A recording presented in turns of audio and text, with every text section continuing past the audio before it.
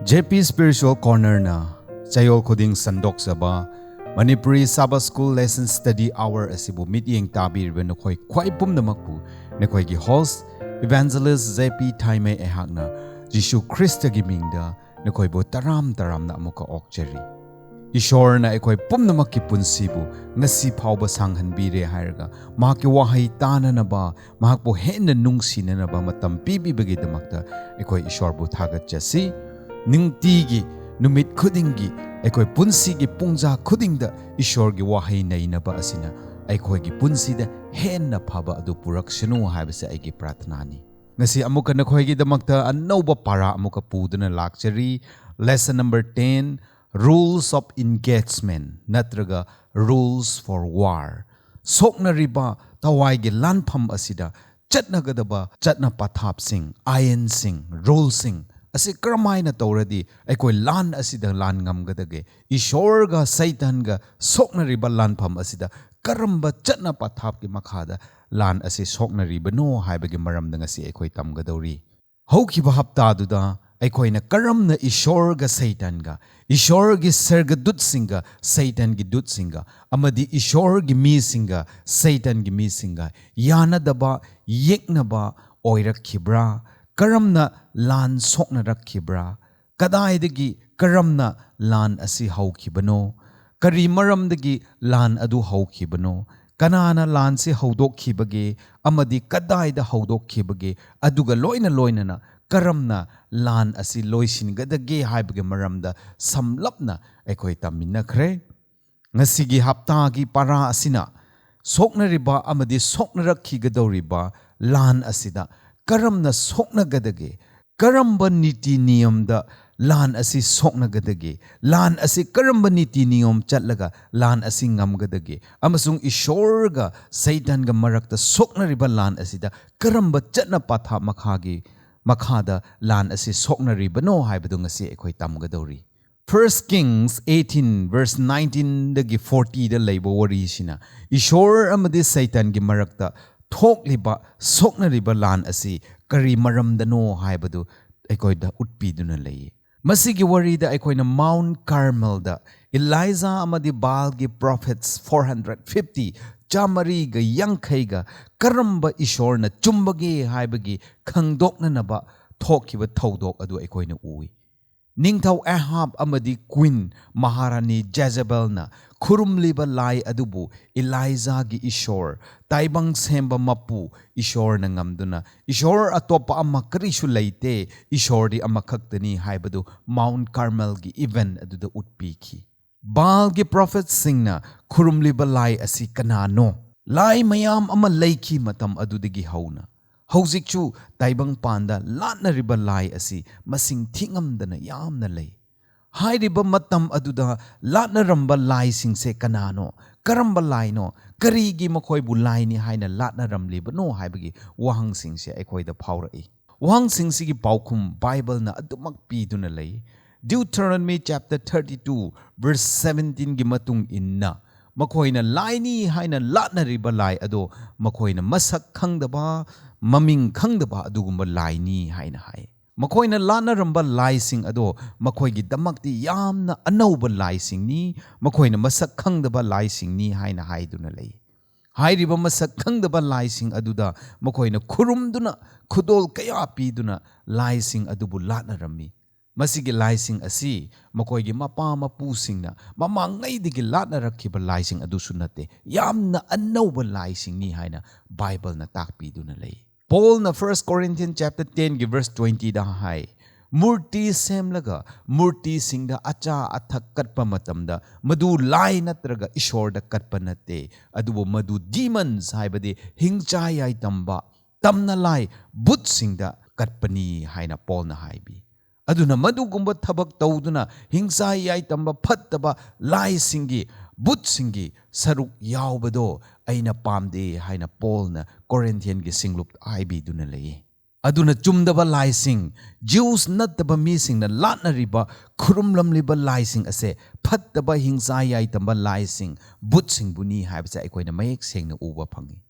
Masigi warolsingsina Ishorga Satankagi marakta soknariba lan asi kari maramdagi oibano haibado samlappa aikoina uba ngamgani haina aina khalli. Ngasige Bible verse oina, memory verse oina, 1 John chapter 3 gi verse 8 ta piduna laye. Aikoi 1 John chapter 3 gi verse 8 adu amuktang yengsi. Ashumaina haye, he who sins is of the devil, for the devil has sinned from the beginning. For this purpose the Son of God was manifested, that he might destroy the works of the devil. Kanagumba na pap tauraga layrabadi mahag devil Satan gimini butsing gimini hai. Maramdi butsing Satan hai base mamangay degi hauna pap tauraga lakrabani. Masigi maram gi damakta mi gi machanupa Yeshu Krista ase taibang panda miyoy pok oina pa poklakkibani karigi damak hairaga Satan gi thabaksing ado prithibi asida loisin hanninga haina Yeshu Krista na poklakkibani haina haibiduna lay. Para ase aikoi mamut tana gyan taningai gi damakta aikoi ahanba maktada Ishorda amuktang changjasi khurumsi ngaktang. Thoi helaba ingam ngamba sargada layba ipa Ishor Thagachari ngasiso amuka nahaki wahay nainanabagi matam pibibagi damakta. Aikoi nahaki para tamgadori, nahaki ahingba wahay ase aikoi nainagadori. Aikoi gi budi lausing yamna wale Ishor. Nahaki budi lausing adu pinabiduna. Thoklak liba, sokna rakhigadariba, thawai gi lanpam asida, karamna nangi damak lepa ngamgadra haibado ngasigi para asi tamlaga mayek sengna khangde hairaga nangi damakta thawai gi lanpham asida aikoi lepa ngamba adu oihanbiu haina Jishu gi mingda nijari. Amen. Ahanbada aikoina Daniel chapter 10 gi verse 1 dagi 14 phawgi warida the angel who was delayed sargadut amabu thengthan khibagi wari adu aikoina ugani. Chumdaba laising asi asengbadi makoi ase lai nate tamna lai ni phattaba butsing ni adubu makoi na lai amagi saktam lauraga mioi babu ngauhalli bani haibase aikoina hauji ukre. Aduga karigumba matamda hairiba tamna lai butsing se taibang pan gi ningthausing amadi angam athausing da changduna makoina taibang mi gi saklon lauraga chumdaba phattaba kaya adu chana halli. Mi singbu makoi ase laini haibudu thazahalli. Aduna sargadagi tharakpa Ishorgi sargadut singbu phawba, thengthahanba, thingzinba, amadi makoiga mayokta thabak tawba ngammi haibase aikoibu Bible na takpiduna laye. Daniel chapter 10 verse 1 dagi 14 sida karamna sargadutpu Satan gi but lai singna mayokna kibagi haibagi maramda aikoibu tambiri. Daniel chapter 8 amadi chapter 9 da pikiba vision singdugi Daniel da amukka artha pibi gitnana ba haina Ishor na sargadut tharakhi. Adubu madugi sargadut adubu Persia gi ningthau machana numit kunma thoini chupna thingzinduna thamki haina Daniel chapter 10 gi verse 13 du da ibi duna laye. Masida hangba yaba wahangdi matau karamna Ishorgi sargadutpu numit kunma thoini chayol ahum chupna thingzinduna thamli bano. Masibu kanana ngamba thabakno Ishordi ingam ngamba Ishornina karigi masi thokhalli bano. Prophets and Kings page 522 the spirit of prophecy na asumna hai. Hapta ahum chupna sargadut Gabriel na phattaba Satan gi duttuga mayokna khi hai. Satan gi duttuna Persia gi ningthau Cyrus ta changduna Ishor gi thabak adu matam thinthanbanaba amadi oithokhandanaba kanna hotnakhi. Adubu akonbada Ishor na lan adu ngamki haina iduna lay spirit of prophecy da. Ishor gi sargadut amabu Satan gi butna Satan gi dut amana karamna thingjinba ngamlibano haibagi wahangse aikhoida lai. Satan gi duttuna Ishor gi sargadut adubu khamba ngambagi matik karishu laite asengba hairadi. Adubu masise Ishor na yabi bagi makhada chathahanki bani habise aikhoina Bible dagi uba ngami. Ishor na matam sida mahaki sakti pumnamakto sizinakide Satan gi duttubu mayokna nanaba. Madu karigira hairadi Ishor na Satan bu maning tamna thabak suba yahanbiki. Adumagpu Ishor na Satan gi thabak adugi aroiba amadi naihanki. Haibadi limitation adudi thamki haibani. Satan kayamuk honnadunasu akon badadi ishor na lan ngamgani amadi akon badadi Satan na maning tamna pap sandok pasi yaroi haibagi aroi ba limit adu ishor na thambibani. Aduga amukasu ishor na Satan gi duttuna sarga duttubu khamba yahan kiba asina Satan haibase taseng na lay. Mahak ase angamba sakti layba amani mahak ase ishor ge mayokta lay haibado taibang pan pumdamakpu khanganingbagi su oibani. Aduga Satan gi dut amadi ishor gi dut anina mukna kiba wari asina aikhoido utpiriba asidi ishor amadi Satan ishor gi mising amadi Satan gi mising gi marakta sokna riba amadi sokna rakkadaba lanpham asida rules haibadi ayin Chatna pathap amadi laygani haibase aikhoibu utpi. Hairiba rules chatna pathap ayin asi Satan na sembadi natte adubu masise ishor na semba adugumba rules oigadoribani chatna pathap oigadoribani. Masigi ayin sina Satan na tauba yaba amadi tauba yadaba haibadu mayek seng na ishor na khaidokpigadoribani. Parasidagi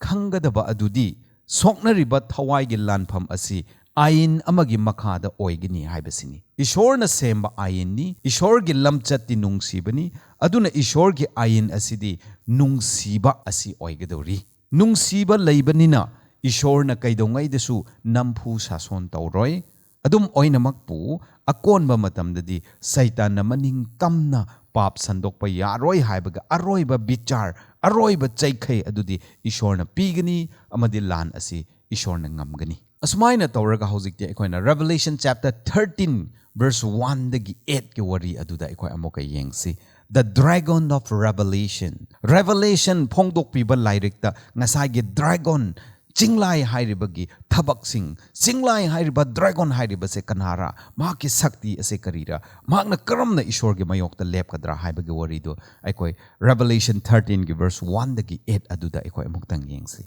Revelation gi matung inna Satan hairiba phattaba lai but asi achauba angangba dragon angangba jinglai amani haina takpi. Masigi angangba jinglai dragon sina taibang pumbabu pangthahananaba hotnagani haina Revelation chapter 12 ki verse 9 da iduna lay. Revelation chapter 13 ki verse 1 da ki 8 yengba matamda hairiba jinglai dragon asigi sakti pangal kaya muk laibra haibado aikoina ugani. Revelation chapter 12 verse 7 da ki 9 da jinglai aduna ishor ge mayokta lay haina iduna lay.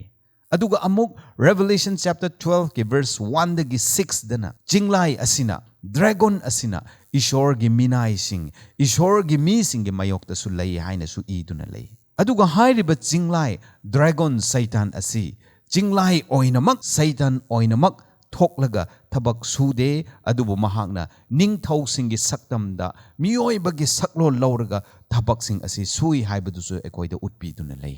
Dragon aduna samudru ising digi kakhalakpa akibagi masak oiba tamthiraba sa singdubu khudum challi. Prophecy da sa animal haibasi sa adumak punate adubu masise ningthau singbuni haibani. Adu oiradi jinglai dragon Satan asina leibak ki ningthau singa thabak suminagani haibasi soidraba wafam adu oigadori. Revelation chapter 13 ki verse 3 and 5. Chapter 17 ki verse 13 amadi 14 da yengladi dragon Satan aduna sa sing haibadi ningthau sing aduda Satan mahakki makki sakti adu pibigani haina iduna leiri. Aduga Revelation chapter 13 ki verse 5 ta yengladi samudro ising digi karakpa sa sing adugi chinbanda ishor ge mayokta wa ngangnanaba pibigani aduga makhoina thani phuni thoi ishor ge mi singbu ot naigani haina ibiduna lei.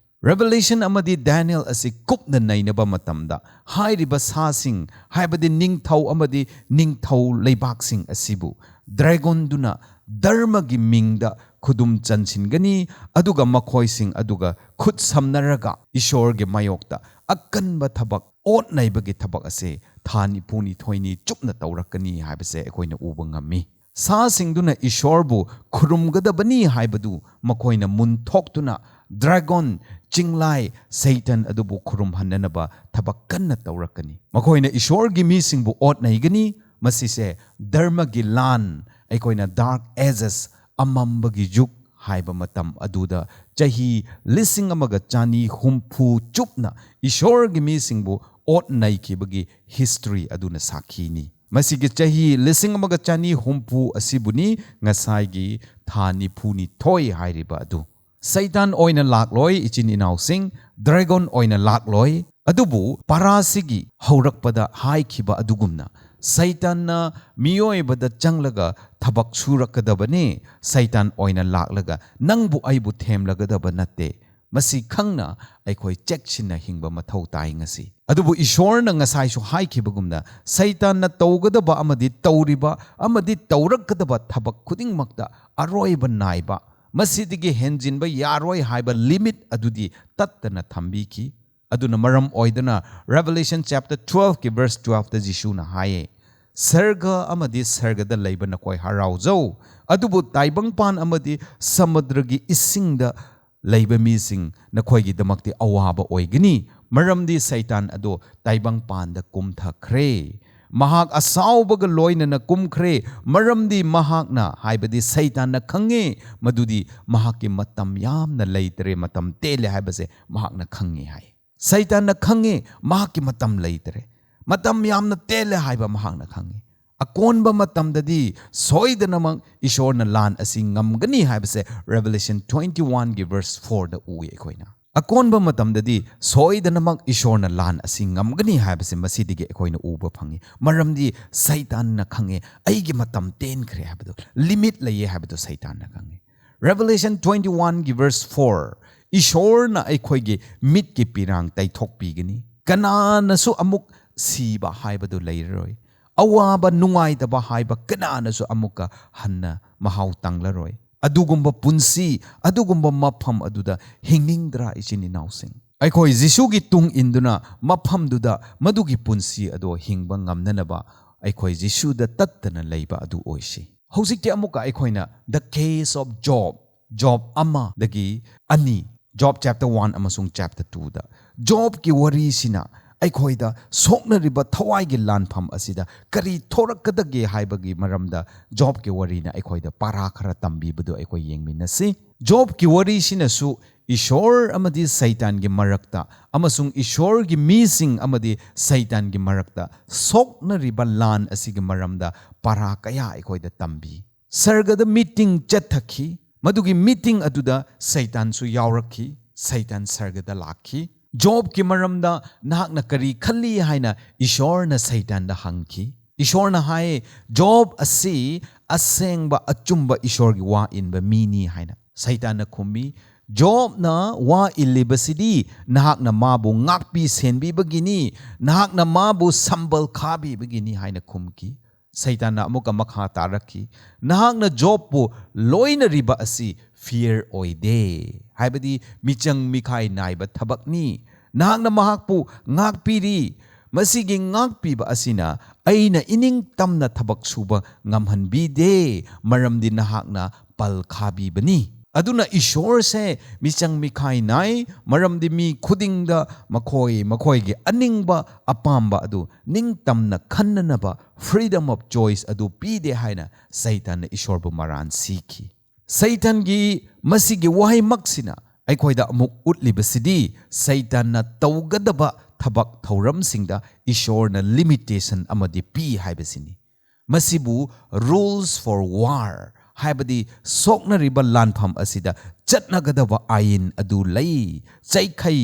chatna pathap adu lei haibasu utpibani hoi Satan gi dabi adu ishor na matam kharagi damak yabi ki adubu limit ti adumok thamki masidasu ishor na limit thambibado ikoi uba phangi Job ki punsida chinna haibada yoraroidaba adugumba awaba purakki Satan na adubu ishor na Satan da haiki nahakna tawningba tawo adubu mahakki punsi budi shokpa yade mahakpo hatpa yaroi limitation adu amuka piki Satan da masidagi henjinbadi yaroi haiba chaikhai amadi adum piki ishor na Satan da parasida ikoina tamba yabadi thokliba khudingmaksi ichini nausing ishor gi yabi bigi makha da ngaktani haibasini Masi hai tuna phattaba thokliba pumnamakse ishordagi lakpani ishorna pibani haibadi natte adubu madu thoknanaba ishorna yabibani haibani amuka hanna haige thokliba phattaba pumnamakse ishordagi lakpa natte adubu madu yananaba thoknanaba ishorna yabibagi makhada thoklibani adubu yabiriba asida aroiba adudi leigani isininausing haibadi masidagi henba yade haibagi chaikai limit adudi ishorna saitan na pibi khibani job ki punsida saitan na maning tamna onanaba ayaba piki matam kharagi damakta ishorna adubu madudagi masidagi henba yade haibagi limit chaikai adudi ishorna adumak piki amasung madugi limit tugi wangmada saitan na thabak karisu suba ngamde ngasi nangai punsida thengnariba samasya khudingmak ishorgi yabibagi makhada oiribani isininausing adumoinamakpu aikhoi waroise maramdi ishorna chaikai yektuna thambi khrabani satan na henjin daningai 1 Corinthians chapter 10 gi verse 13 du aikhoi paduna maduna aikhoi ge pukning thogat hanba oisi awa anang thengnarakpa matamda thokliba pumnamaksi aikhoina khangba ngambagi manungdani aikhoina ngamloidaba themba ishorna aikhoida kaidongai su pide haibase bible gi wahini 1 Corinthians chapter 10 verse 13 da apostle Paul na Corinth gi singlupta haibi badunga si aikhoida su haibi tuna lei thokliba pumnamak ase aikhoi ngamgani haibagi ishorna pibani aikhoina ngamloidabagi wangmada ishorna athemba awa anang pide haibase ma aikhoi khangjinsi mathang amuga yengthasi the temporary ruler of this world taibang pan ase pap iden gi ingkolde adam amasung eve na pap takrabagi matungda taibang pan asibu sason taunanaba taibang pan asibu khudum chankhiba ase saitan ni saitan ngasi di rule tawraga lei ningthau oiraga lei adubu masigi saitan gi ningthau tawduna leiriba ase matam khara khakkeni permanent natte haibase aikhoina hojiki para aside yengminasi taibang panda thokliba hiram kharada makhoigi aningba taunanaba ishorna saitan amadi mahaki dut singbu matam kharaki damakta pankhai amagi manungda ayaba pibiki adubo hairiba masigi ayaba asi ngasa haikibagumna hojik haikibagumna limit lei pankhai lei loiba nai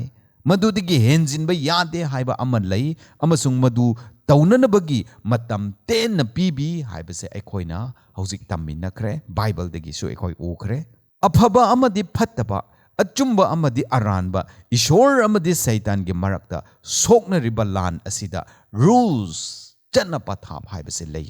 hairima masigi lan gi rules lan gi channa pathap asida saitan amadi ishor gi thabak adugi aroiba naiba chaikhai adusu pibi haibadi limit ase saitan gi khaknate adubu ishor gi su limit lei haibadu utpi haibagi arthati saitan khaknatana ishor gi su tawgadaba thabak aroiba haiba adu leigani haibasini chana pathap rules adu leibanina ngasi phawba ishor na ekoibu lawba laktribani madugi rules adu leibanina ngasi phawba taibang pansida ishor gi macha singna awa anang miyot minai kaya thengnaduna leiribani madugi chenna pathap leibaduna ni ngasi phawba ishor gi macha sing taibang pansida pap ki minai pontha makhada hingduna leiribasi adubo ichininau sing thokliba thengnariba pumnamakse matam khara khakki ni masi singse nongmadi loisinba haibadun lakhigani nongmadi ishorna saitan amadi mahaki dut sing aduga loina na makhoina mahik oina chai thokhraba pap asibo mara phukna manghan khigani pap haiba amuk hanna leiraroidaba matam adu lakhigani haina Nahum chapter 1 gi verse 9 de iduna leye taibang panda saitan na ningthau oina paliba asidi matam khara khakkine masise temporary ne aduga saitan na sandokliba pap asigi awaman phangduna hingdaba asisu matam khara khaktagine masise permanent natte adubu masidi temporal thing ni thawai gi lanpham asida ishor amadi saitan gi marakta rules chatna pathap ain adudi leire haibase ekoina ukhre adubu masigi rules asi chatna pathap asi karimak oibra haibadudi ekoina kana amatana su ngasi khangba ngamde aduga madu aikhoina khangbagi mathau su tade ꯑꯩꯈꯣꯏꯅ ꯈꯪꯕꯒꯤ ꯃꯊꯧ ꯇꯥꯕ ꯍꯥꯏꯕꯁꯤꯗꯤ ꯁꯨꯞꯅꯇꯒꯤ ꯏꯁꯣꯔꯅ ꯂꯥꯟ ꯑꯁꯤ ꯉꯝꯒꯅꯤ ꯑꯗꯨꯅ ꯑꯩꯈꯣꯏꯅꯁꯨ ꯂꯥꯟ ꯉꯝꯕ ꯑꯗꯨꯒꯤ ꯀꯥꯡꯕꯨ ꯏꯁꯣꯔꯒꯤ ꯀꯥꯡꯕꯨ ꯑꯗꯨꯗ ꯌꯥꯎꯒꯦ ꯍꯥꯏꯔꯗꯤ ꯏꯁꯣꯔꯒꯤ ꯋꯥ ꯏꯟꯅ ꯍꯤꯡꯒꯗꯕꯅꯤ ꯍꯥꯏꯕꯁꯤ ꯈꯛꯇꯅꯤ ꯑꯩꯈꯣꯏꯅ ꯈꯪꯒꯗꯕ ꯖꯤꯁꯨꯅ ꯇꯥꯏꯕꯪꯄꯥꯟꯁꯤꯗ ꯃꯤꯑꯣꯏ ꯄꯣꯛ ꯑꯣꯏꯅ ꯄꯣꯛꯂꯛꯈꯤꯕꯒꯤ ꯈ꯭ꯋꯥꯏꯗꯒꯤ ꯑꯊꯣꯏꯕ ꯃꯔꯝ ꯑꯃꯗꯤ ꯁꯩꯇꯥꯟꯒꯤ ꯊꯕꯛꯁꯤꯡꯁꯤꯕꯨ ꯃꯥꯡꯍꯟꯅꯅꯕꯅꯤ ꯍꯥꯏꯅ 1 John chapter 3 verse 8 ꯏꯗꯨꯅ ꯂꯩ ꯉꯁꯥꯏ ꯑꯩꯈꯣꯏꯅ ꯃꯦꯃꯣꯔꯤ ꯚꯔꯁꯇꯁꯨ ꯄꯥꯈ꯭ꯔꯕꯅꯤ ꯑꯗꯨ ꯑꯣꯏꯔꯗꯤ ꯀꯔꯤꯒꯤ ꯖꯤꯁꯨꯅ ꯃꯗꯨ ꯀꯔꯤꯒꯤ ꯉꯁꯤ ꯐꯥꯎꯕ ꯇꯧꯊꯣꯛꯇ꯭ꯔꯤꯕꯅꯣ ꯀꯔꯤꯒꯤ ꯉꯁꯤ ꯐꯥꯎꯕ ꯁꯩꯇꯥꯟꯕꯨ ꯃꯥꯡꯍꯟꯗ꯭ꯔꯤꯕꯅꯣ ꯍꯥꯏꯕꯒꯤ ꯋꯥꯍꯪꯁꯦ ꯑꯩꯈꯣꯏꯗ ꯂꯥꯛꯏ ꯃꯗꯨꯒꯤ ꯄꯥꯎꯈꯨꯝꯗꯤ ꯏꯁꯣꯔꯗꯁꯨ ꯂꯤꯃꯤꯠ ꯂꯩ ꯍꯥꯏꯕꯗꯨꯅꯤ ꯏꯆꯤꯟ ꯏꯅꯥꯎꯁꯤꯡ ꯃꯍꯥꯛ ꯃꯁꯥꯃꯛꯅ ꯁꯦꯝꯈꯤꯕ ꯂꯤꯃꯤꯠ ꯑꯗꯨ ꯂꯩ ꯃꯗꯨꯒꯤ ꯂꯤꯃꯤꯠꯇꯨꯗꯤ ꯀꯔꯤꯔꯥ ꯍꯥꯏꯔꯒ ꯅꯪ ꯑꯩꯉꯣꯟꯗ ꯄꯤꯈꯤꯕ ꯐ꯭रीडम ꯑꯣꯐ ꯆꯣꯏꯁ ꯑꯗꯨꯅꯤ ꯍꯥꯏꯕꯅꯤ ꯏꯁꯣꯔꯅ ꯐꯠꯇꯕꯒꯤ ꯕꯤꯆꯥꯔ ꯈꯨꯗꯛꯇ ꯇꯧꯗꯨꯅ ꯗꯟꯗꯤ ꯄꯤꯔꯝꯂꯗꯤ ꯏꯁꯣꯔ ꯑꯁꯦ ꯅꯨꯡꯁꯤ ꯍꯩꯕꯅꯤ ꯍꯥꯏꯕꯗꯣ ꯑꯣꯏꯊꯣꯛꯂꯔꯣꯏ ꯑꯗꯨꯕꯨ ꯃꯇꯝ ꯂꯥꯛꯈꯤꯒꯅꯤ Revelation chapter 22 verse 11 ꯃꯇꯨꯡ ꯏꯟꯅ ꯃꯤ ꯈꯨꯗꯤꯡꯅ ꯃꯥꯒꯤ ꯑꯄꯥꯝꯕꯒꯤ ꯃꯇꯨꯡ ꯏꯟꯅ ꯃꯥꯒꯤ ꯗꯤꯁꯤಷꯟ ꯂꯧꯈ꯭ꯔꯕ ꯃꯇꯝꯗ ꯏꯁꯣꯔꯅ ꯅꯤꯡꯇꯝꯅ ꯐꯠꯇꯕꯕꯨ ꯃꯥꯡꯍꯟꯕꯒꯤ ꯃꯇꯝ ꯑꯗꯨ ꯂꯥꯛꯈꯤꯒꯅꯤ ꯑꯩꯈꯣꯏ ꯉꯥꯏꯕ ꯇꯥꯕꯅꯤ ꯍꯧꯖꯤꯛ ꯉꯥꯏꯍꯥꯛꯀꯤ ꯑꯣꯏꯅꯗꯤ ꯏꯁꯣꯔ ꯑꯃꯁꯨꯡ ꯁꯩꯇꯥꯟꯒꯤ ꯂꯤꯃꯤꯠ ꯑꯃꯃꯝ ꯂꯩꯕꯅꯤꯅ ꯃꯁꯤꯗ ꯑꯩꯈꯣꯏ ꯃꯥꯌꯣꯛꯅꯕ ꯁꯔꯨꯛ ꯌꯥꯕ ꯑꯗꯨ ꯇꯥꯏ ꯑꯗꯨꯕꯨ ꯃꯇꯝꯗꯤ ꯂꯥꯛꯈꯤꯒꯅꯤ ꯄꯨꯝꯅꯃꯛ ꯑꯁꯤ ꯂꯣꯏꯁꯤꯟꯕꯒꯤ ꯃꯇꯝ ꯄꯔꯥꯁꯤꯒꯤ ꯂꯣꯏꯁꯤꯜꯂꯛꯄꯗ ꯂꯤꯃꯤꯠꯁ ꯑꯦꯟ ꯔꯨꯜꯁ ꯊꯋꯥꯏꯒꯤ ꯂꯥꯟꯐꯝ ꯑꯁꯤꯗ ꯈꯨꯠꯂꯥꯏ ꯑꯃꯗꯤ ꯄꯥꯡꯒꯜꯅ ꯁꯣꯛꯅꯕ ꯌꯥꯕ ꯂꯥꯟꯐꯝꯗꯤ ꯑꯣꯏꯗꯦ ꯍꯥꯏꯕꯗꯤ ꯃꯁꯤꯗ ꯕꯣꯝ ꯇꯣꯞ ꯅꯣꯡꯃꯩ ꯊꯥꯡ ꯇꯥ ꯄꯥꯏꯔꯒ ꯁꯣꯛꯅꯒꯗꯕ ꯂꯥꯟꯐꯝꯗꯤ ꯅꯠꯇꯦ ꯃꯁꯤꯒꯤ ꯂꯥꯟꯐꯝꯁꯤꯗ ꯀꯅꯥꯅ ꯍꯦꯟꯅ ꯀꯟꯒꯦ ꯍꯥꯏꯕꯒꯤ ꯁꯛꯇꯤ ꯎꯠꯅꯅꯕꯒꯤ ꯂꯥꯟꯐꯝ ꯑꯗꯨꯁꯨ ꯑꯣꯏꯗꯦ ꯑꯗꯨꯕꯨ ꯏꯆꯤꯟ ꯏꯅꯥꯎꯁꯤꯡ ꯃꯁꯤꯒꯤ ꯂꯥꯟꯐꯝꯗꯗꯤ ꯀꯅꯥꯅ ꯍꯦꯟꯅ ꯆꯨꯝꯕꯒꯦ ꯍꯥꯏꯕꯗꯨ ꯎꯠꯄꯒꯤ ꯂꯥꯟꯐꯝ ꯑꯗꯨꯅꯤ ꯂꯥꯟꯐꯝꯁꯤꯗ ꯅꯪ ꯑꯩ ꯃꯥꯏ ꯄꯥꯛꯀꯦ ꯍꯥꯏꯔꯗꯤ ꯏꯁꯣꯔꯅ ꯑꯩꯈꯣꯏꯗ ꯂꯩꯕꯤꯕ ꯍꯥꯏꯕꯁꯦ ꯈ꯭ꯋꯥꯏꯗꯒꯤ ꯃꯔꯨ ꯑꯣꯏ ꯏꯁꯣꯔ ꯌꯥꯎꯗ꯭ꯔꯕꯗ ꯀꯔꯤꯁꯨ ꯑꯩꯈꯣꯏꯅ ꯇꯧꯕ ꯉꯝꯂꯣꯏ ꯏꯁꯣꯔꯅ ꯇꯧꯕ ꯉꯝꯕ ꯀꯌꯥ ꯑꯩꯈꯣꯏꯅ ꯉꯁꯤ ꯊꯤꯡꯖꯤꯟꯕꯤꯗꯨꯅ ꯂꯩꯔꯤ ꯏꯁꯣꯔꯅ ꯅꯪ ꯑꯩꯒꯤ ꯄꯨꯟꯁꯤꯗ ꯇꯧꯕꯤꯅꯤꯡꯕ ꯀꯌꯥ ꯂꯩ ꯑꯗꯨꯕꯨ ꯃꯗꯨꯁꯤꯡ ꯑꯗꯨꯕꯨ ꯅꯪ ꯑꯩꯅ ꯉꯁꯤꯁꯨ ꯊꯤꯡꯖꯤꯟꯕꯤꯗꯨꯅ ꯂꯩꯔꯤ ꯏꯁꯣꯔꯅ ꯑꯩꯈꯣꯏꯒꯤ ꯑꯅꯤꯡꯕ ꯑꯄꯥꯝꯕꯒꯤ ꯋꯥꯡꯃꯗ ꯀꯔꯤꯁꯨ ꯊꯕꯛ ꯇꯧꯗꯦ ꯏꯁꯣꯔꯅ ꯕꯣꯔ ꯄꯤꯅꯤꯡꯉꯦ ꯍꯥꯏꯗꯨꯅ ꯍꯦꯛꯇ ꯄꯪꯄꯤ ꯄꯤꯕ ꯅꯠꯇꯦ ꯏꯆꯤꯟ ꯏꯅꯥꯎꯁꯤꯡ ꯏꯁꯣꯔꯅ ꯁꯦꯔꯥꯞ ꯄꯤꯅꯤꯡꯉꯦ ꯍꯥꯏꯗꯨꯅ ꯍꯦꯛꯇ ꯁꯦꯔꯥꯞ ꯑꯁꯤ ꯄꯪꯄꯤ ꯄꯤꯕ ꯅꯠꯇꯦ ꯄꯨꯝꯅꯃꯛꯁꯦ ꯑꯩꯈꯣꯏꯒꯤ ꯑꯌꯥꯕ ꯌꯥꯎꯗꯅ ꯏꯁꯣꯔꯅ ꯀꯔꯤꯁꯨ ꯊꯕꯛ ꯇꯧꯗꯦ ꯍꯥꯏꯕꯁꯦ ꯑꯩꯈꯣꯏꯅ ꯈꯪꯁꯤ ꯃꯗꯨꯗꯤ ꯏꯁꯣꯔꯒꯤ ꯂꯤꯃꯤꯠ ꯍꯥꯏꯕꯗꯨ ꯃꯁꯤꯒꯤ ꯋꯥꯈꯜꯂꯣꯟꯁꯦ ꯈꯜꯂꯒ ꯑꯗꯨꯝ ꯌꯦꯡꯕ ꯃꯇꯝꯗ ꯃꯔꯛꯇꯗꯤ ꯑꯩꯈꯣꯏꯅ ꯏꯁꯣꯔꯗꯒꯤ ꯍꯦꯟꯅ ꯆꯥꯎꯕꯒꯨꯝꯅꯁꯨ ꯈꯜꯂꯦ ꯍꯥꯏꯕꯗꯤ ꯑꯩꯈꯣꯏꯅ ꯌꯥꯕꯤꯗ꯭ꯔꯤ ꯐꯥꯎ ꯏꯁꯣꯔꯅ ꯊꯕꯛ ꯇꯧꯕ ꯉꯝꯗꯦ ꯑꯗꯨ ꯑꯣꯏꯔꯗꯤ ꯏꯆꯤꯟ ꯏꯅꯥꯎꯁꯤꯡ ꯈꯜꯂꯒ ꯌꯦꯡꯉꯨ ꯏꯁꯣꯔ ꯑꯁꯤ ꯀꯌꯥꯗ ꯄꯤꯛꯊꯕ ꯍꯩꯕ ꯏꯁꯣꯔꯅꯣ ꯀꯌꯥꯗ ꯅꯣꯜꯂꯨꯛꯆꯕ ꯏꯁꯣꯔꯅꯣ ꯀꯌꯥꯗ ꯇꯣꯟꯊꯖꯕ ꯏꯁꯣꯔ ꯑꯣꯏꯕ꯭ꯔꯥ ꯅꯪ ꯑꯩꯒꯤ ꯑꯌꯥꯕ ꯌꯥꯎꯗꯅ ꯃꯍꯥꯛꯅ ꯀꯔꯤꯁꯨ ꯊꯕꯛ ꯇꯧꯗꯦ ꯅꯪ ꯑꯩꯒꯤ ꯑꯌꯥꯕꯒꯤ ꯃꯈꯥꯗ ꯏꯁꯣꯔꯅ ꯊꯕꯛ ꯇꯧꯕꯤ ꯑꯗꯨꯕꯨ ꯃꯁꯤ ꯍꯥꯏꯗꯨꯅ ꯑꯩꯈꯣꯏꯅ ꯏꯁꯣꯔꯗꯒꯤ ꯍꯦꯟꯅ ꯆꯥꯎꯔꯦ ꯍꯥꯏꯕꯗꯨꯃꯛꯇꯤ ꯑꯩꯈꯣꯏꯅ ꯈꯟꯕ ꯌꯥꯔꯣꯏ ꯃꯗꯨ ꯈꯜꯂꯒ ꯑꯩꯈꯣꯏ ꯆꯥꯎꯊꯣꯛꯆꯕꯁꯨ ꯌꯥꯔꯣꯏ ꯃꯗꯨ ꯇꯧꯔꯕꯗꯤ ꯑꯩꯈꯣꯏ ꯈꯛꯇꯒꯤꯅꯤ ꯃꯥꯡꯖꯒꯗꯕ ꯃꯔꯝꯗꯤ ꯄꯨꯝꯅꯃꯛꯁꯦ ꯅꯨꯡꯁꯤꯕ ꯏꯁꯣꯔꯒꯤ ꯅꯨꯡꯁꯤꯕ ꯑꯗꯨꯒꯤ ꯃꯈꯥꯗ ꯏꯁꯣꯔꯅ ꯅꯪ ꯑꯩꯒꯤ ꯑꯌꯥꯕ ꯑꯗꯨ ꯅꯤꯖꯕꯒꯤ ꯋꯥꯅꯤ ꯏꯁꯣꯔꯒꯤ ꯂꯤꯃꯤꯠ ꯂꯩꯌꯦ ꯏꯆꯤꯟ ꯏꯅꯥꯎꯁꯤꯡ Mark chapter 9 verse 29 ꯄ꯭ꯔꯥꯊꯅꯥꯅ ꯏꯁꯣꯔꯒꯤ ꯂꯤꯃꯤꯠ ꯑꯗꯨ ꯊꯨꯒꯥꯏꯕꯤ ꯍꯥꯏꯕꯗꯤ ꯅꯤꯖꯗ꯭ꯔꯗꯤ ꯄꯤꯔꯔꯣꯏ ꯅꯤꯖꯗ꯭ꯔꯗꯤ ꯄꯤꯕ ꯉꯝꯗꯦ ꯍꯥꯏꯕꯒꯤ ꯂꯤꯃꯤꯠ ꯑꯗꯣ ꯑꯩꯈꯣꯏꯒꯤ ꯑꯌꯥꯕ ꯌꯥꯎꯗ꯭ꯔꯗꯤ ꯄꯤꯕ ꯉꯝꯗꯦ ꯍꯥꯏꯕꯒꯤ ꯂꯤꯃꯤꯠ ꯑꯗꯣ ꯑꯩꯈꯣꯏꯅ ꯄ꯭ꯔꯥꯊꯅꯥꯗ ꯅꯤꯖꯔꯗꯤ ꯃꯗꯨꯒꯤ ꯂꯤꯃꯤꯠ ꯑꯗꯨ ꯏꯁꯣꯔꯅ ꯊꯨꯒꯥꯏꯔꯒ ꯑꯩꯈꯣꯏꯗ ꯕꯣꯔ ꯄꯤꯕꯤ ꯍꯥꯏꯕꯅꯤ ꯁꯩꯇꯥꯟꯒꯤ ꯂꯥꯟꯐꯝꯁꯤꯗ ꯁꯩꯇꯥꯟꯒꯤ ꯂꯥꯟꯕꯨꯡꯁꯤꯗ ꯂꯥꯟꯉꯝ ꯐꯤꯔꯥꯟ ꯊꯦꯠꯅꯅꯕꯒꯤ ꯑꯃꯠꯇ ꯉꯥꯏꯔꯕ ꯈꯨꯠꯂꯥꯏ ꯍꯥꯏꯕꯗꯨꯗꯤ Mark 9:29 ꯃꯇꯨꯡ ꯏꯟꯅ ꯅꯤꯖꯕ ꯍꯥꯏꯖꯕ ꯄ꯭ꯔꯥꯊꯅꯥ ꯇꯧꯕ ꯍꯥꯏꯕꯁꯤ ꯈꯛꯇꯅꯤ ꯍꯥꯏꯕꯁꯦ ꯑꯩꯈꯣꯏꯅ ꯈꯪꯁꯤ ꯃꯁꯤꯒꯤ ꯋꯥꯡꯃꯗ ꯑꯩꯈꯣꯏꯒꯤ ꯑꯉꯝꯕ ꯁꯛꯇꯤ ꯀꯔꯤꯁꯨ ꯂꯩꯇꯦ ꯁꯩꯇꯥꯟ ꯑꯁꯤꯕꯨ ꯂꯥꯟ ꯑꯁꯤꯗ ꯉꯝꯅꯅꯕꯒꯤꯗꯃꯛ ꯏꯁꯣꯔꯕꯨ ꯃꯄꯥꯡꯒꯜ ꯃꯇꯤꯡ ꯊꯣꯛꯅ ꯌꯩꯊꯣꯛꯍꯟꯁꯦ ꯍꯥꯏꯅ ꯈꯜꯂꯕꯗꯤ ꯑꯩꯈꯣꯏ ꯏꯁꯣꯔꯗ ꯇꯠꯇꯅ ꯅꯤꯖꯕ ꯍꯥꯏꯕꯁꯦ ꯑꯩꯈꯣꯏꯒꯤ ꯇꯉꯥꯏ ꯐꯗ꯭ꯔꯕ ꯊꯧꯗꯥꯡ ꯑꯃ ꯑꯣꯏꯒꯅꯤ ꯑꯗꯨ ꯑꯣꯏꯔꯗꯤ ꯏꯁꯣꯔꯅ ꯂꯥꯟ ꯑꯗꯨꯗ ꯃꯥꯏ ꯄꯥꯛꯀꯅꯤ ꯑꯗꯨ ꯑꯣꯏꯔꯗꯤ ꯑꯩꯈꯣꯏꯅꯁꯨ ꯃꯥꯏ ꯄꯥꯛꯄ ꯂꯥꯟꯐꯝ ꯑꯗꯨꯗ ꯆꯪꯂꯦ ꯍꯥꯏꯔꯒ ꯃꯥꯏ ꯄꯥꯛꯄꯒꯤ ꯁꯔꯨꯛ ꯈ꯭ꯔꯤꯁꯇꯒꯤ ꯁꯔꯨꯛ ꯑꯗꯨꯗ ꯑꯩꯈꯣꯏꯁꯨ ꯌꯥꯎꯒꯗꯧꯔꯤꯕꯅꯤ ꯀꯟꯀ꯭ꯂꯨꯖꯟ ꯍꯧꯖꯤꯛꯇ ꯄꯥꯔꯥ ꯑꯁꯤ ꯁꯨꯞꯆꯤꯜꯂꯒ ꯔꯨꯜꯁ ꯑꯣꯐ ꯋꯥꯔ ꯂꯥꯟꯐꯝꯁꯤꯗ ꯆꯠꯅꯒꯗꯕ ꯅꯤꯇꯤ ꯅꯤꯌꯝꯁꯤꯡ ꯅꯪ ꯑꯩ ꯈ꯭ꯔꯤꯁꯇꯤꯌꯟ ꯑꯣꯏꯕ ꯑꯩꯈꯣꯏ ꯃꯌꯥꯝꯒꯤꯗꯤ ꯄ꯭ꯔꯥꯊꯅꯥ ꯄ꯭ꯔꯦꯌꯔ ꯑꯁꯤ ꯑꯣꯏꯒꯅꯤ ꯃꯁꯤꯕꯨ ꯍꯦꯛ ꯂꯩꯇ꯭ꯔꯕ ꯂꯥꯟꯐꯝꯁꯤꯗ ꯃꯥꯏꯊꯤꯕ ꯍꯥꯏꯕꯁꯤꯗꯤ ꯁꯣꯏꯗ꯭ꯔꯦ ꯑꯗꯨꯒ ꯃꯁꯤꯕꯨ ꯍꯦꯛ ꯂꯩꯔꯕ ꯄ꯭ꯔꯥꯊꯅꯥ ꯑꯁꯤꯕꯨ ꯍꯦꯛ ꯑꯩꯈꯣꯏꯅ ꯇꯧꯔꯒ ꯃꯁꯤꯒꯤ ꯈꯨꯠꯂꯥꯏ ꯑꯁꯤ ꯍꯦꯛ ꯁꯤꯖꯤꯟꯅꯔꯕ ꯂꯥꯟꯐꯝꯁꯤꯗ ꯅꯪ ꯑꯩ ꯃꯥꯏ ꯄꯥꯛꯄ ꯍꯥꯏꯕꯁꯤꯗꯤ ꯁꯣꯏꯗ꯭ꯔꯦ ꯏꯆꯤꯟ ꯏꯅꯥꯎꯁꯤꯡ ꯁꯣꯛꯅꯔꯤꯕ ꯂꯥꯟꯁꯤ ꯄꯥꯡꯒꯜ ꯁꯛꯇꯤꯒꯤ ꯂꯥꯟ ꯅꯠꯇꯦ ꯑꯗꯨꯕꯨ ꯊꯋꯥꯏꯒꯤ ꯂꯥꯟꯐꯝꯅꯤ ꯁꯩꯇꯥꯟ ꯑꯁꯤ ꯌꯥꯝꯅ ꯁꯤꯡꯕꯅꯤ ꯁꯩꯇꯥꯟ ꯑꯁꯤ ꯌꯥꯝꯅ ꯍꯩꯕꯅꯤ ꯁꯩꯇꯥꯟ ꯑꯁꯤ ꯌꯥꯝꯅ ꯀꯟꯕꯅꯤ ꯅꯪ ꯑꯩꯅ ꯂꯝꯕꯥ ꯇꯧꯕ ꯀꯩꯗꯧꯅꯨꯡꯗꯁꯨ ꯉꯝꯂꯔꯣꯏ ꯑꯗꯨꯅ ꯑꯩꯈꯣꯏ ꯑꯅꯤꯗꯒꯤ ꯍꯦꯟꯅ ꯀꯟꯕ ꯑꯃꯕꯨ ꯂꯝꯕꯥ ꯇꯧꯒꯦ ꯈꯜꯂꯗꯤ ꯑꯩꯈꯣꯏ ꯑꯅꯤꯒꯤ ꯃꯥꯌꯣꯛꯇ ꯂꯩꯔꯤꯕ ꯃꯤ ꯑꯗꯨꯗꯒꯤ ꯍꯦꯟꯅ ꯀꯟꯕ ꯃꯤ ꯑꯗꯨꯒꯤ ꯃꯇꯦꯡ ꯂꯧꯕ ꯅꯠꯇꯅ ꯑꯩꯈꯣꯏ ꯑꯅꯤꯗ ꯎꯄꯥꯏ ꯀꯔꯤꯁꯨ ꯂꯩꯇꯦ ꯁꯩꯇꯥꯟꯗꯒꯤ ꯍꯦꯟꯅ ꯀꯟꯕ ꯁꯩꯇꯥꯟꯗꯒꯤ ꯍꯦꯟꯅ ꯁꯤꯡꯕ ꯑꯗꯨꯗꯤ ꯖꯤꯁꯨ ꯈ꯭ꯔꯤꯁꯇ ꯈꯛꯇꯅꯤ ꯍꯥꯏꯕꯁꯦ ꯑꯩꯈꯣꯏꯅ ꯈꯪꯁꯤ ꯖꯤꯁꯨꯗ ꯆꯪꯖꯁꯤ ꯍꯥꯏꯖꯕꯒ ꯂꯣꯏꯅꯅ ꯑꯗꯨ ꯑꯣꯏꯔꯗꯤ ꯂꯥꯟꯐꯝꯁꯤꯗ ꯃꯥꯏ ꯄꯥꯛꯂꯒ ꯁꯔꯒꯗ ꯖꯤꯁꯨꯒ ꯄꯥꯟꯃꯤꯟꯅꯔꯒꯅꯤ ꯑꯩꯈꯣꯏ ꯇꯥꯕꯤꯈ꯭ꯔꯕ ꯅꯈꯣꯏ ꯃꯌꯥꯝꯒꯤ ꯃꯊꯛꯇ ꯏꯁꯣꯔꯒꯤ ꯊꯣꯏꯗꯣꯛ ꯍꯦꯟꯗꯣꯛꯄ ꯕꯣꯔ ꯑꯗꯨ ꯄꯤꯅꯕꯤꯗꯨꯅ ꯁꯣꯛꯅꯔꯤꯕ ꯂꯥꯟꯐꯝ ꯑꯁꯤꯗ ꯈ꯭ꯔꯤꯁꯇꯒꯤ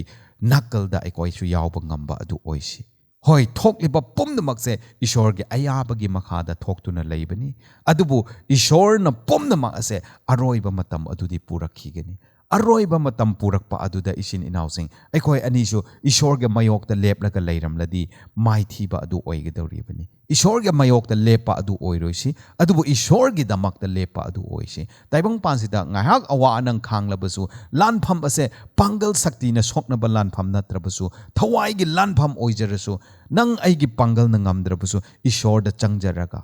ꯂꯥꯟꯐꯝ ꯑꯁꯤꯗ ꯏꯁꯣꯔꯒꯤ ꯀꯥꯡꯕꯨ ꯑꯗꯨꯗ ꯌꯥꯎꯕ ꯉꯝꯅꯅꯕ ꯑꯩꯈꯣꯏ ꯀꯟꯅ ꯍꯣꯠꯅꯁꯤ ꯍꯥꯏꯕꯁꯦ ꯃꯌꯥꯝꯗ ꯑꯩꯅ ꯑꯔꯣꯏꯕ ꯋꯥꯐꯝ ꯑꯣꯏꯅ ꯊꯝꯖꯅꯤꯡꯉꯦ ꯏꯁꯣꯔꯗ ꯑꯩꯈꯣꯏ ꯍꯥꯏꯖꯁꯤ ꯁꯔꯒꯗ ꯂꯩꯕ ꯏꯄꯥ ꯏꯁꯣꯔ ꯊꯥꯒꯠꯆꯔꯦ ꯅꯍꯥꯛꯀꯤ ꯋꯥꯍꯩ ꯑꯩꯈꯣꯏꯕꯨ ꯐꯖꯅ ꯇꯝꯍꯟꯕꯤꯔꯦ ꯇꯝꯈ꯭ꯔꯕ ꯇꯥꯈ꯭ꯔꯕ ꯄꯨꯝꯅꯃꯛꯁꯦ ꯑꯩꯈꯣꯏꯅ ꯂꯧꯁꯤꯟꯕ ꯌꯣꯠꯁꯤꯟꯕ ꯑꯃꯗꯤ ꯊꯕꯛ ꯑꯣꯏꯅ ꯄꯥꯡꯊꯣꯛꯄ ꯍꯦꯛ ꯉꯝꯗꯕ ꯌꯥꯏ ꯏꯁꯣꯔ ꯃꯔꯝꯗꯤ ꯑꯩꯈꯣꯏꯗꯤ ꯃꯤꯑꯣꯏꯕꯅꯤ ꯃꯔꯝꯗꯤ ꯑꯩꯈꯣꯏꯗꯤ ꯁꯣꯜꯂꯤ ꯃꯔꯝꯗꯤ ꯑꯩꯈꯣꯏꯗꯤ ꯄꯥꯄꯤꯅꯤ ꯑꯗꯨꯕꯨ ꯅꯍꯥꯛꯅ ꯀꯜꯚꯔꯤ ꯀ꯭ꯔꯣꯁꯇ ꯇꯥꯕꯤꯈꯤꯕ ꯑꯗꯨꯕꯨ ꯉꯁꯤꯁꯨ ꯑꯩꯈꯣꯏ ꯀ꯭ꯂꯦꯝ ꯇꯧꯗꯨꯅ ꯂꯩꯌꯦ ꯅꯍꯥꯛꯀꯤ ꯏꯒꯤ ꯃꯄꯥꯟꯅ ꯁꯩꯇꯥꯟꯒꯤ ꯂꯥꯟꯐꯝ ꯑꯁꯤꯗ ꯏꯁꯣꯔ ꯑꯩꯈꯣꯏꯁꯨ ꯅꯍꯥꯛꯀꯤ ꯃꯤ ꯑꯣꯏꯖꯒꯦ ꯂꯥꯟꯐꯝ ꯑꯁꯤꯗ ꯃꯥꯏ ꯄꯥꯛꯄ ꯑꯗꯨ ꯑꯩꯈꯣꯏꯁꯨ ꯑꯣꯏꯖꯒꯦ ꯑꯩꯈꯣꯏꯒꯤ ꯄꯥꯡꯒꯜ ꯁꯛꯇꯤ ꯂꯩꯇꯦ ꯏꯁꯣꯔ ꯅꯍꯥꯛꯅ ꯑꯩꯈꯣꯏꯕꯨ ꯂꯣꯏꯅꯕꯤꯌꯨ ꯁꯣꯛꯅꯔꯤꯕ ꯊꯋꯥꯏꯒꯤ ꯂꯥꯟꯐꯝ ꯑꯁꯦ ꯏꯁꯣꯔ ꯑꯩꯈꯣꯏꯅ ꯅꯪꯒꯤꯗꯃꯛ ꯂꯦꯞꯄ ꯉꯝꯕ ꯑꯗꯨ ꯑꯣꯏꯍꯟꯕꯤꯌꯨ ꯍꯥꯏꯅ ꯖꯤꯁꯨꯒꯤ ꯃꯤꯡꯗ ꯅꯤꯖꯕꯅꯤ ꯑꯦꯃꯦꯟ ꯇꯥꯕꯤꯈ꯭ꯔꯕ ꯅꯈꯣꯏ ꯃꯌꯥꯝꯒꯤ ꯃꯊꯛꯇ ꯏꯁꯣꯔꯒꯤ ꯊꯣꯏꯗꯣꯛ ꯍꯦꯟꯗꯣꯛꯄ ꯕꯣꯔ ꯑꯗꯨ ꯄꯤꯅꯕꯤꯕ ꯑꯣꯏꯔꯁꯅꯨ ꯂꯥꯛꯀꯗꯧꯔꯤꯕ ꯍꯞꯇꯥꯗ ꯃꯊꯪꯒꯤ ꯆꯌꯣꯜꯗ ꯃꯊꯪꯒꯤ ꯄꯔꯥꯗ ꯑꯅꯧꯕ ꯄꯔꯥ ꯑꯃꯨꯛꯀ ꯑꯩꯈꯣꯏ ꯊꯦꯡꯅꯁꯤ ꯃꯇꯝ ꯑꯗꯨ ꯌꯧꯗ꯭ꯔꯤ ꯐꯥꯎꯕ ꯅꯈꯣꯏ ꯃꯌꯥꯝꯒꯤ ꯃꯊꯛꯇ ꯏꯁꯣꯔꯅ ꯕꯣꯔ ꯄꯤꯅꯕꯤꯔꯦ ꯍꯥꯏꯔꯒ ꯏꯪꯊ ꯇꯞꯊꯕ ꯅꯨꯡꯉꯥꯏ ꯌꯥꯏꯐꯕ ꯄꯨꯟꯁꯤ ꯑꯗꯨ ꯍꯤꯡꯕ ꯑꯣꯏꯁꯅꯨ ꯍꯥꯏꯕꯁꯦ ꯑꯩꯒꯤ ꯄ꯭ꯔꯥꯊꯅꯥꯅꯤ ꯏꯁꯣꯔꯅ ꯃꯌꯥꯝꯕꯨ ꯕꯣꯔ ꯄꯤꯕ ꯑꯣꯏꯁꯅꯨ